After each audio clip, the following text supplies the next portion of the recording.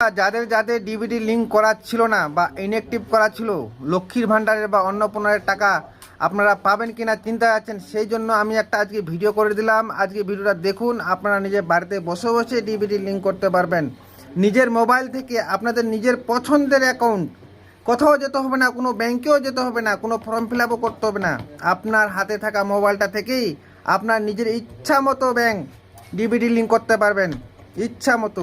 তো চলুন ভিডিওটা দেখি, ভালো লাগলে কিন্তু শেয়ার করবেন অবশ্যই। সর্বপ্রথমে আপনাদের মোবাইলে চলে আসতে হবে, এখানে প্লে স্টোরে যেতে হবে। প্লে স্টোরে এখানে লিখতে হবে উমাং অ্যাপ, বা উমাং লিখলেই হবে, যে সার্চ বক্সে উমাং লিখুন।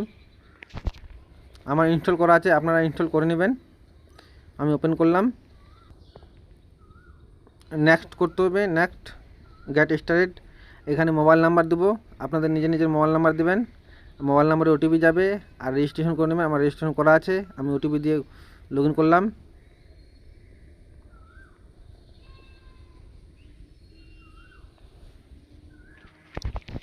এখানে কন্টিনিউতে ক্লিক করতে হবে,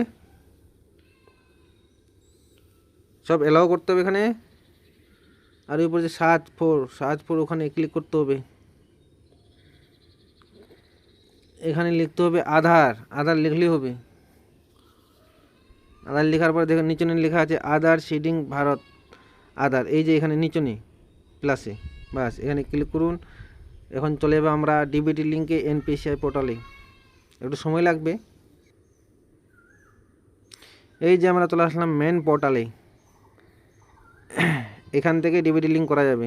এই যে উপরে লেখা আছে আধার সিডিং, এখানে যে লেখা আছে এইখানে ক্লিক করতে হবে।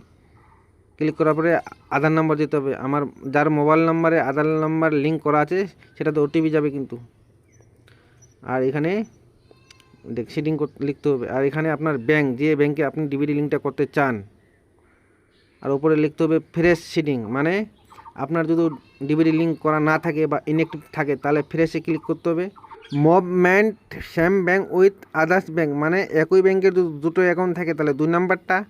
আর 3 নাম্বারটা হচ্ছে movement from one bank to others bank, মানে যে ব্যাংকে আপনি টাকাটা নিচ্ছেন ডিবিটি লিঙ্ক করে, আপনি যদি চেঞ্জ করতে চান বা অন্য ব্যাংকে নিতে চান তাহলে 3 নাম্বারটা। এখানে অ্যাকাউন্ট নাম্বারটা দিতে হবে,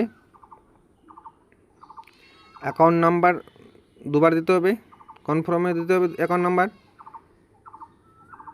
নাম্বার দেওয়ার পরে এখানে ক্লিক করতে হবে। এই যে ক্যাপচার আছে, ক্যাপচারে দিতে হবে, আপনার আলাদা আলাদা এক ক্যাপচা যাবে।